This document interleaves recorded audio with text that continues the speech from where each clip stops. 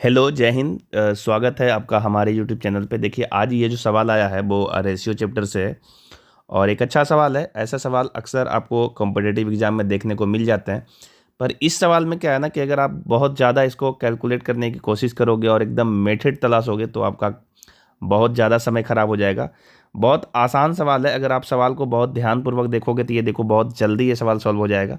चलिए एक बार सवाल सॉल्व करके दिखाते हैं कि क्या इसमें कहा है और इसमें क्या कॉन्सेप्ट यूज करना है। ठीक है, चलिए। सवाल कर रहा है कि एक 3 अंकों की संख्या इस प्रकार है कि अपने अंकों के योग से पूर्णता भाज्य है।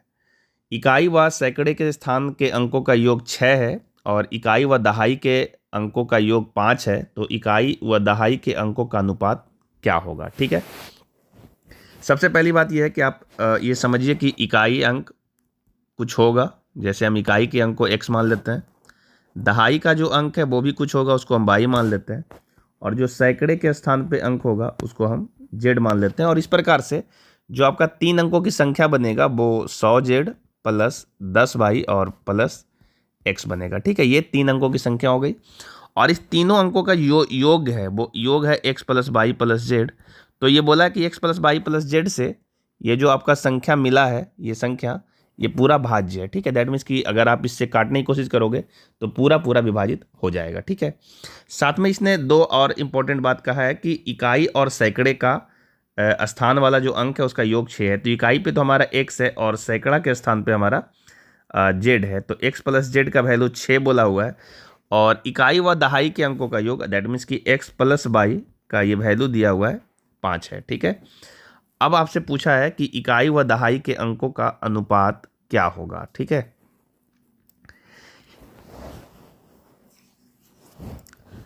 हमारा पूछा हुआ इकाई और दहाई के अंकों का अनुपात, दैट मीन्स कि आपसे पूछा है x अनुपात y का वैल्यू क्या होगा। ठीक है, और इसी के लिए ये 4 ऑप्शन यहाँ पे पेश किया है: 1:2, 2:3, 3:2 और 2:7। ठीक है, अब इसमें आपको क्या समझने वाला बात है वो देखिए। इकाई और दहाई का जो अंक है वो जोड़ करके 5 हो रहा है। ठीक है, ये खुद ही कहा है सवाल में कि इकाई और दहाई का जो अंक है उसको जोड़ के 5 होना चाहिए, है ना। और यहाँ अगर हम ऑप्शन से चूज करके देखें तो देखिए ये 7 और 2 9 हो जाता है, तो ये तो आंसर हमारा होगा नहीं। 2 1 3 होता है तो ये मेरा आंसर होगा नहीं। ये देखो 3 और 2 5 होता है, 3 और 2 5 होता है, डैट मीन्स ये दोनों हमारा आंसर हो सकता है। ठीक है, अब हम बारी बारी से एक एक ऑप्शन करके चूज करके देखेंगे कि क्या हमारा कौन सा ऑप्शन सही होगा। क्या हम ऑप्शन नंबर बी लें या ऑप्शन नंबर सी लें। तो सबसे पहले हम ऑप्शन नंबर बी को चेक करते हैं। अगर हम इकाई के स्थान पे 2 लेते हैं, ठीक है, और दहाई के अंक पे अगर हम 3 लेते हैं तो क्या होता है उसको जरा देखते हैं। ठीक है, तो जोड़ करके तो यहाँ से 5 हो जाएगा। और अगर हम इकाई के स्थान पे 2 लेते हैं, डेट मीन्स यहाँ पे हमको 2 पुट करना पड़ेगा, यहाँ पे हमको 2 पुट करना पड़ेगा। और इस प्रकार से जो हमारा जेड का वैल्यू होगा वो हमारा 4 मिलेगा। ठीक है, तो हमारा x का वैल्यू मिला, y का वैल्यू मिला, x 2 हो गया, y 3 है, और z का जो वैल्यू कैलकुलेट करके हम ला रहे हैं वो आपका 4 आ रहा है। ठीक है, अब x y z का जो योग है इसको हम तीनों को जोड़ेंगे तो 4 3 7 और 2 ये हमारा 9 आता है। और जो हमारा संख्या बना है उसमें हम इस संख्या में अगर हम इस वैल्यू को पुट करके देखें तो ये वैल्यू कितना मिलता है। तो देखो x का वैल्यू आपको रखना है कितना, 2।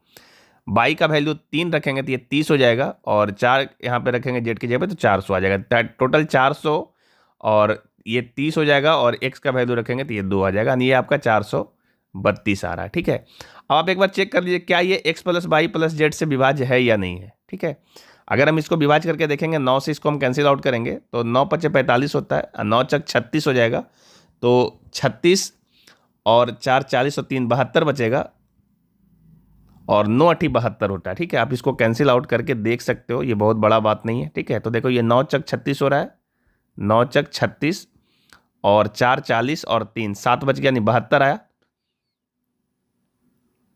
और 9 छक 54 होता है, 9 पच 45, 9 छक 54, 9 सट्टे 63 और 9 अठी 72 होता है, यानी ये 8 बार में कैंसिल आउट हो रहा है, यानी 48 से ये पूरा पूरा कट रहा है। तो कहा भी था कि ये पूरा पूरा कटना चाहिए।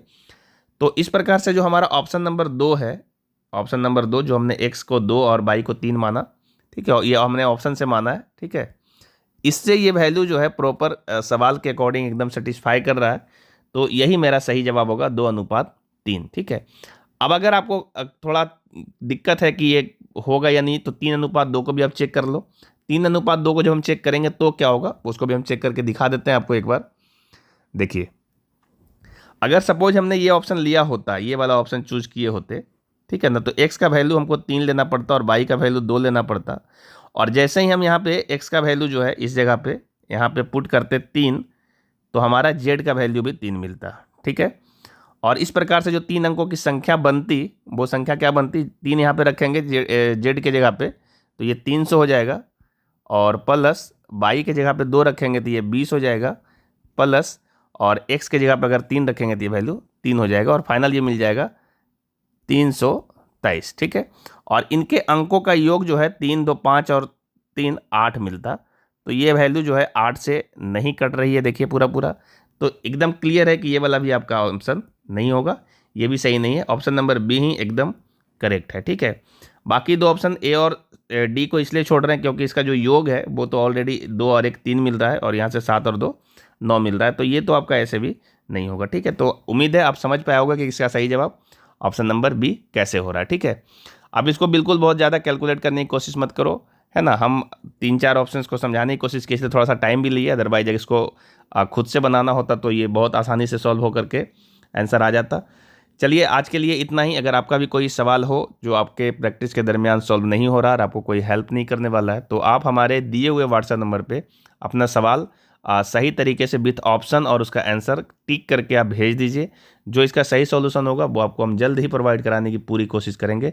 अगर आप चैनल पर नए हैं तो चैनल को जरूर सब्सक्राइब करिएगा, अपने फ्रेंड सर्कल में शेयर कीजिएगा, सो डैट कि और बच्चों का सवाल हमारे पास पहुँच सके और उनकी मदद हो सके। चलिए मिलते हैं नेक्स्ट वीडियो में, तब तक के लिए जय हिंद।